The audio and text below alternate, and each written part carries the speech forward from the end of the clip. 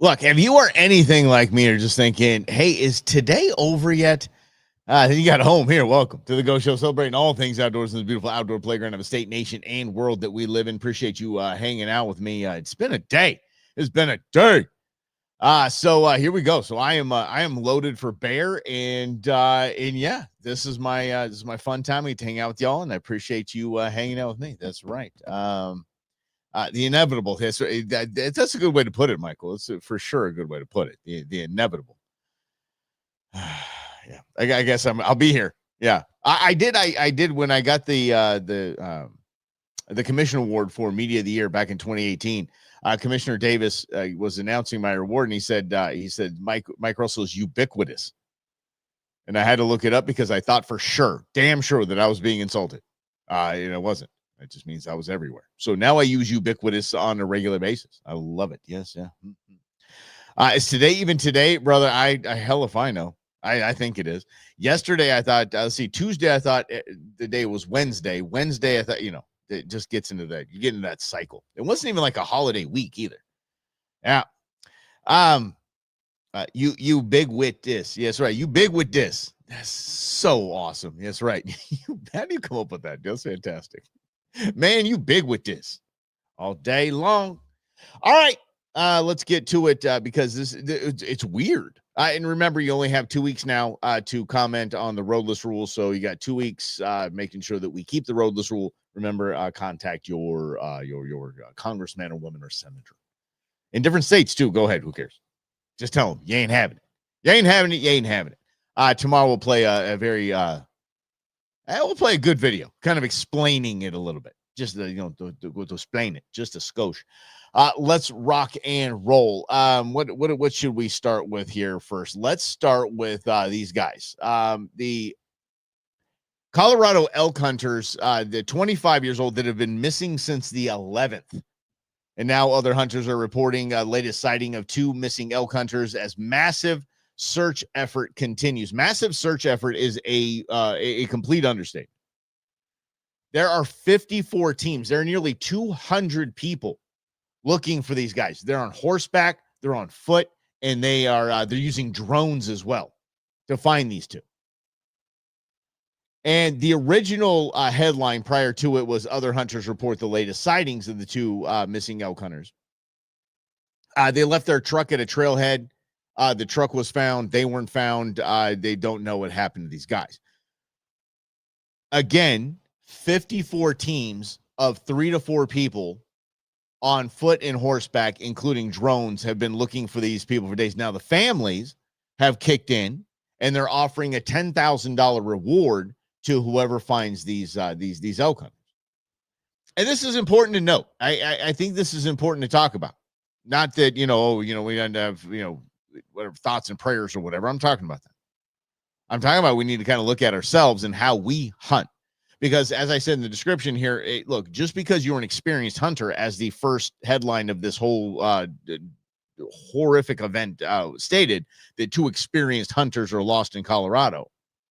Experienced hunter does not mean experienced survivalist. Experienced and veteran outdoorsman does not mean experienced or veteran survivalist.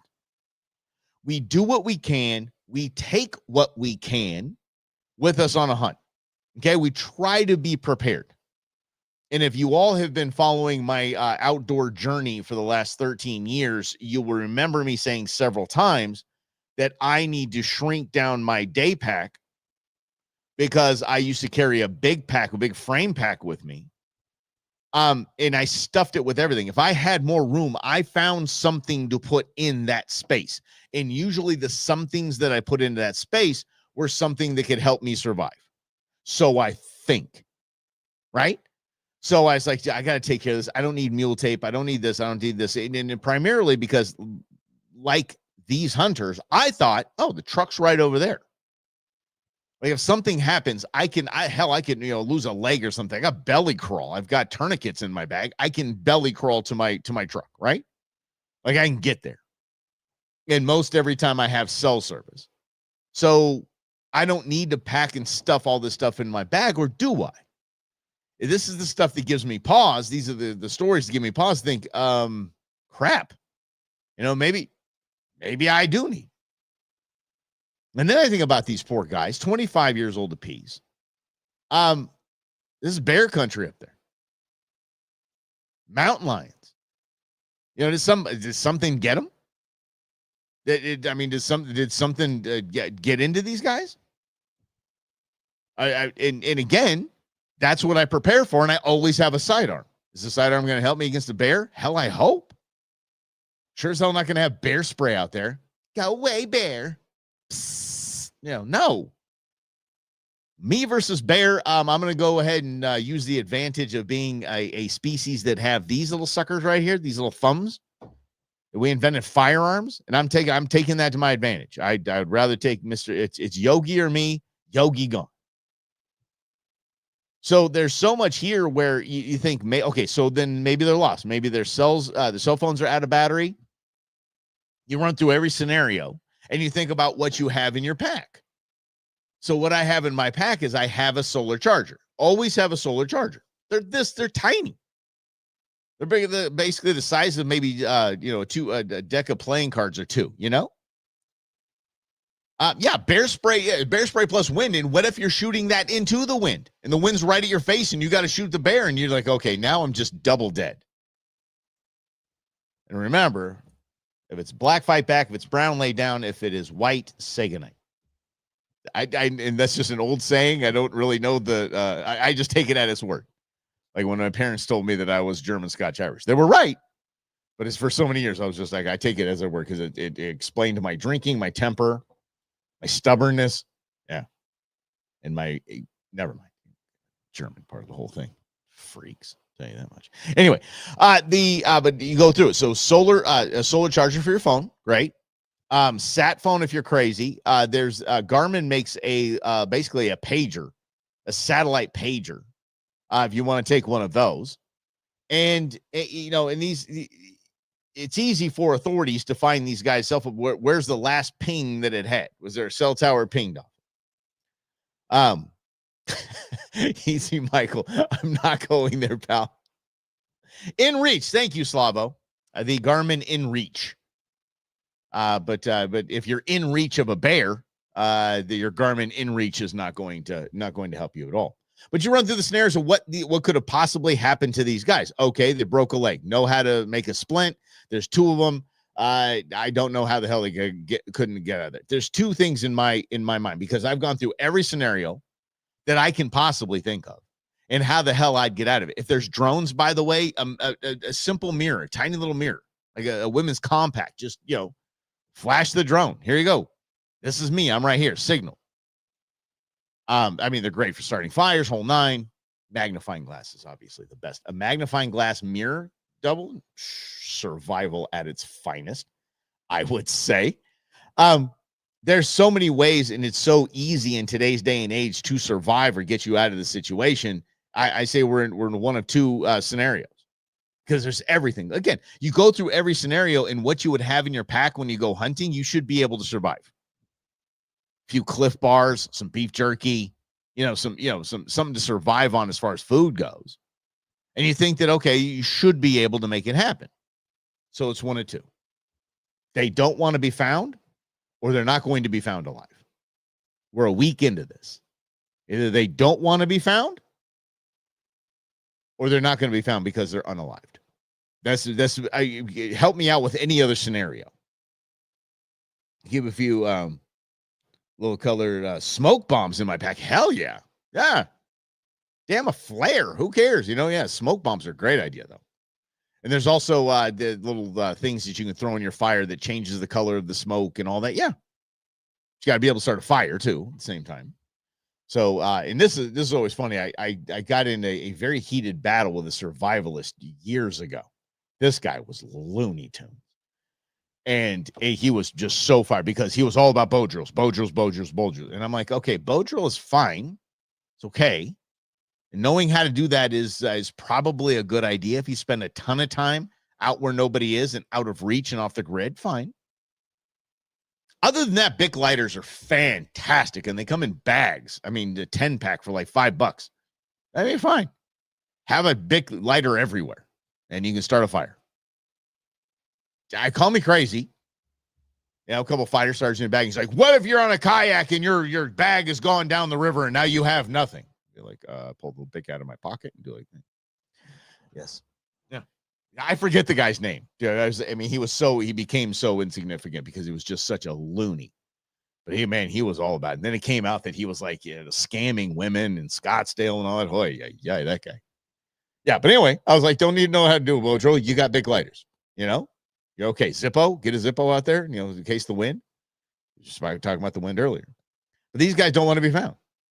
I think back to, or unfortunately, they might be unalived by a bear. Again, you're an eco-tourist, and if you try to outrun a bear, you better have firearms. If you don't, then just you're toast. If the bear wants you, bear gets you. But it reminds me of the kayak. The kayaker, months ago, we talked about this. God, it might have been at the beginning of the year. That guy staged his, the kayak is overturned and he like jacked it up and stuff like that. And they found out the guy just didn't want to be around his wife and his kids. And he just bailed on his family and wanted to get the hell out of Dodge. And he basically staged his outdoor demise that he flipped his kayak and drowned. Yeah. I mean, these things like this happen. Maybe these 25-year-old kids want to get the hell out of Dodge, be done, get out. Start a new life. I don't know. At 25, that seems very not possible. But again, I mean, the families are freaking out. Families are offering $10,000 for basically even the search and rescue stuff. If you're part of the search and rescue crew and you stumble upon these kids, and I say kids, 25, these young men, 10 grand. Yeah, it's not like information leading to it. If you find them, here's your 10 G's. Yeah, exactly. Yeah, I agree with that. Magnifying glass, flint and rod. Oh, yeah. You can take your glasses off if you have glasses. I always forget to take my glasses anyway, so it's not that big of a deal. I got to start thinking about that. Now they got a hunt coming up. I need to take a pair of glasses to put in the bag so I can actually read things. Here we go, Slavo. This is it. Okay, Slavo, there you go. And the wheel fell off of the trailer. They don't have any mules taped to get them. For those of you that don't know what my man, my brother from another is referring to there is he took the jumping jack.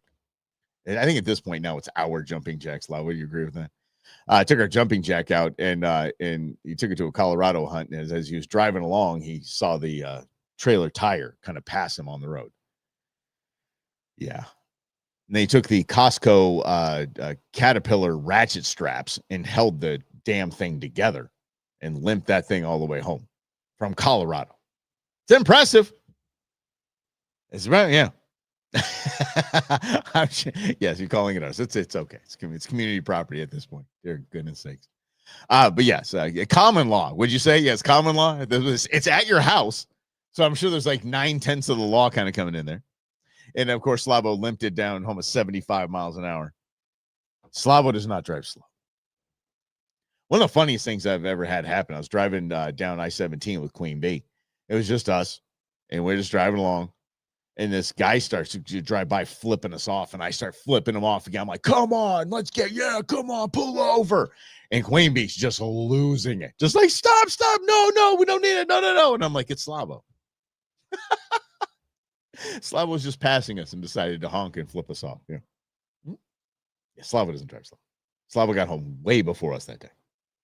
No. Oh, see? Brendan. I'm going to put that on a shirt, Slavo. Jeez, doesn't drive slow, though. Nice. All right. Okay. Well played. But anyway, obviously we hope they find these guys. We hope they're just on some weird camping trip that they just went off the grid and didn't tell anybody. And again, that's it. I mean, obviously we're looking for them on the 18th, and they were gone since the 11th. Like, it's like, okay. Did you want to tell anyone you'd be home like that day? Tell everybody where you're going to be. Drop a pin. Do something. Again, which leads into either something horrible happened, because it's to two guys. Usually if something happens on a trip, odds are it's going to be to one of the two, right? And then that one can hightail it back to the truck and then go from there. But damn, like, they're both not responding. So something I think uber bad happened, or they just don't want to be found. Hang on. Be interesting to see how it turns out. And again, we hope for the best. We hope that they just don't want to be found and they kind of runaways. Yeah. That's right. It's rule number 1 for the love of God. I can't fire. Maybe. Yeah. When it was one of them engaged, this seems like a campfire combo that led to a really good or bad idea to get out of it. So you sure you want to do that, dude? Man, you sure? I mean, I appreciate you making me your best man and all, but as your best man, bro, like, I mean, if you want out, champ, all you've been doing is complaining about it the whole time. Now you're engaged, and you're like, are you sure you want to do this? Because we can get the hell up out of Dodge. I'm your man. Yeah. And even literally, if you think of your friends, if you really want to think of your friends in your life, and none of them would do that, you have no friends. If each one of them will do that, you have friends. You have true friends. Yeah. I will disappear you, bro. I will help disappear you. Maybe it's see, there's a lot of different things that go on, but again, it sucks for the families, and our hearts go out to the families, of course, because that's just awful. Because of course they're suspecting the worst, because there's no way they would think that these guys would just hightail and run. Or it's just like a balloon boy prank. Who knows? It's definitely bro code. I don't think it's bro code. Bro code's just there's a lot of bro code things. That's friend. That's you dialed in. You bro, you brothers at that point. I will help escape you. Escape. Yeah. Yep. Sorry. Yeah. Here's some clothes. We put some blood on it. Stuff like that. Here's some clothes. You got shredded by a bear up there. Yeah. Sorry, guys. Sorry. Yeah, muster up some tears. And the bear came out of nowhere. Just took him. All that's left is this Jonies with blood on it. It's a boot. Maybe. I'd sell it. I'd sell it for my boys. I tell you that much. I would sell it. I got you guys. If you want to escape, let me know. Oh, man. Nope. Don't know anything. Don't even know the guy. Who are you talking about? Have no idea who you're talking about. No. Anyway, let's get back to this. So again, I guess, I mean, none of us are in Colorado, so it's just really not that big of a deal. Hear about this? Well, I mean, it's obviously a big deal, but obviously nothing that you and I are going to jump all over. But this is blowing my mind. We talk a lot about, guys, about conservation departments in certain states that are absolutely crushing people's even desire to get out into the outdoor world. Okay.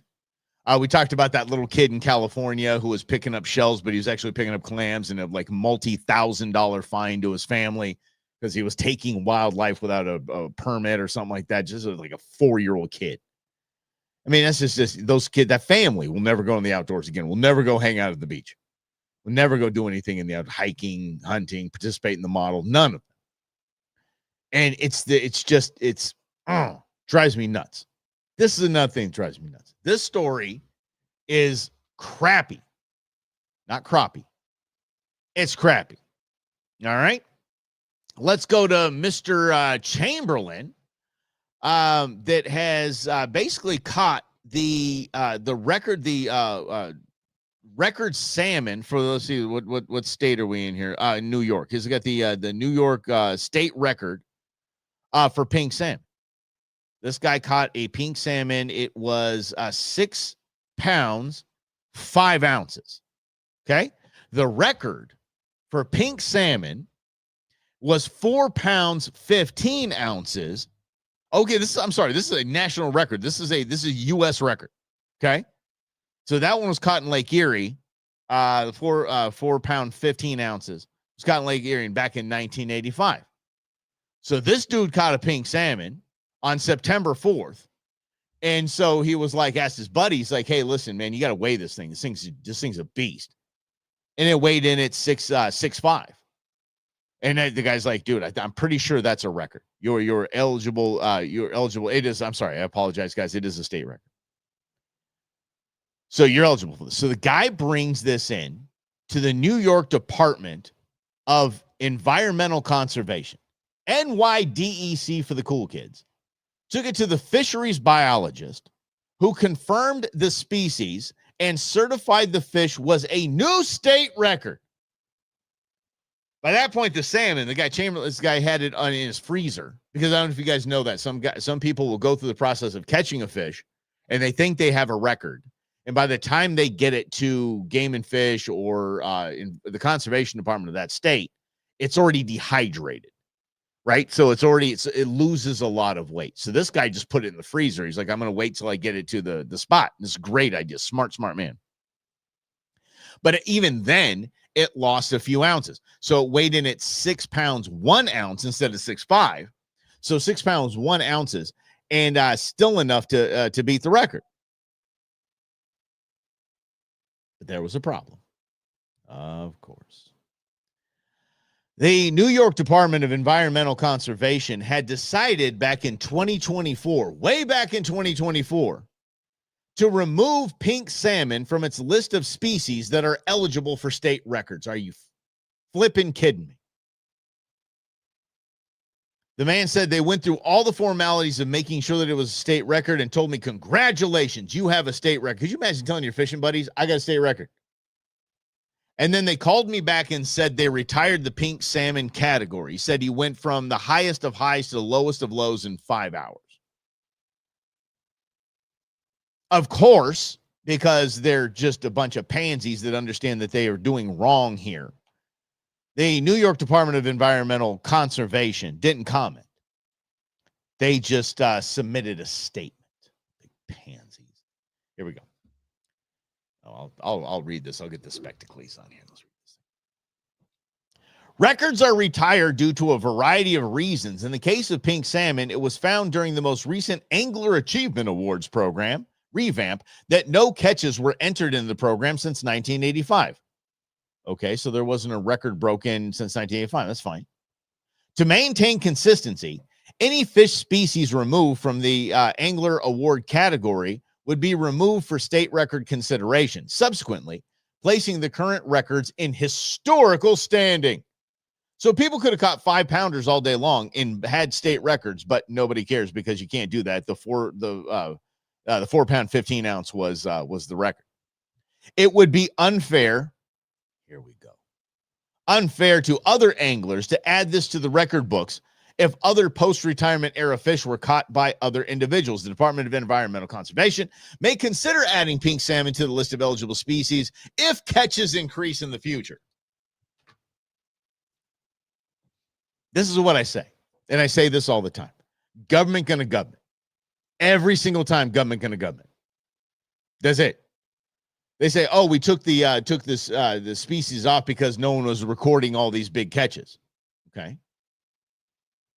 But if people keep recording catches, then we'll bring it back on. And this guy's screwed. It's unreal. It's just this whole fairness thing. Oh, well, it's unfair to other anglers. Shut up. The guy caught a record. I got to say, this makes people not want to do it. I mean, we're damn sure that maybe even a world record freshwater striped bass was caught at Lake Pleasant years ago. But unfortunately, as a holiday weekend, I believe, and the guy couldn't get the fish to an official weigh-in because the department was closed. And that pissed me off as it was back then. And now I keep seeing this. You look at the big fishing tournament down in Cabo. To talk where there's smallest fish gets you like a Chevy Silverado. Like, it's amazing. Millions of dollars in prize money. A record blue marlin was brought in. These guys had the wind locked, but it had a tiny little shark bite out of it. And they disqualified the entire team because they said that aided in them landing the marlin because it was bit by a shark, so it was injured. Just tell everybody, Game and Fish, all these, just tell everybody you don't want them out there having fun. You don't want them out there trying to have a record. You don't want any of that thing. Just take it all off then. Take it off. We're not going to do state records, and we're going to erase the whole state record category. We're just going to erase it if you guys are going to be that way. Ay. Yeah. Oh, Joey, Brendan, I would not doubt that at all. Yep. Oh, no, see, that was my cousin Cletus. Cousin Cletus, he got that 4.15 ouncer, yeah, 4 pound 15 ounce. He got that one. Yeah, we're gonna take it off the list now. Take it off the list, Cletus. You are immortal now. Cletus, you have the world record pink salmon or state record pink salmon. I'm gonna call it a world record because we can, because we're government. We can do whatever the hell we want to do. God, come on, cut off your nose to spite your face. Why, dude? Just get the commission together. It's like us in Arizona. We have commission meetings all the time. If you roll up to a commission meeting and say, I think this is complete BS, they would go, you know what? It is complete BS. This is the new state record. Here you go. They would. I know them personally. They completely would. Having lunch with one on Friday, tomorrow. I'm telling you. That would totally hook this guy up. Because we have a cool department. We have the coolest in the nation and a cool commission. They'll be like, you know what? Yeah, we don't care about fairness of somebody. We took this, whatever megalodon off of the Arizona State fishing spot or list of records. We took it off. But we'll put pink salmon back on because, dude, you got a state record. That's rad. That's right. Good for you.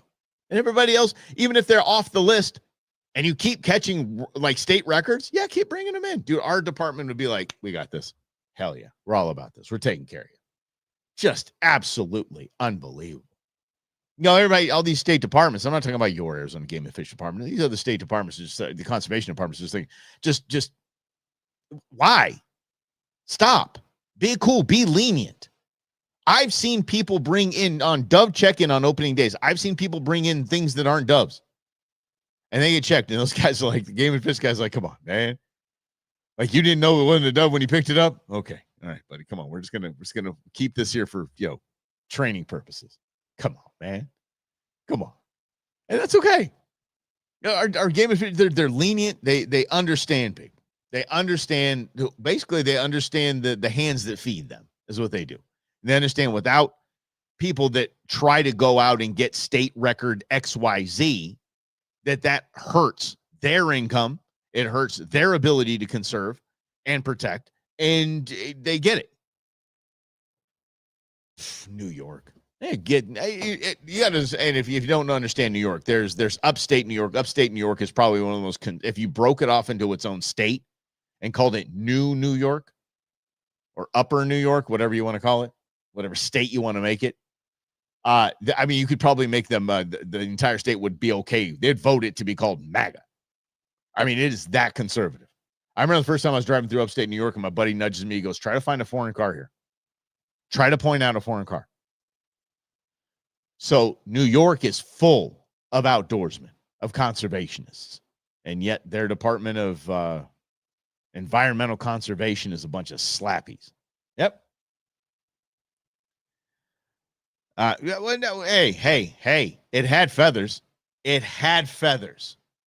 I think Game and Fish has a kind of a line that they'll not let you cross. That's probably one of them. Yeah. Man, that buck had wings.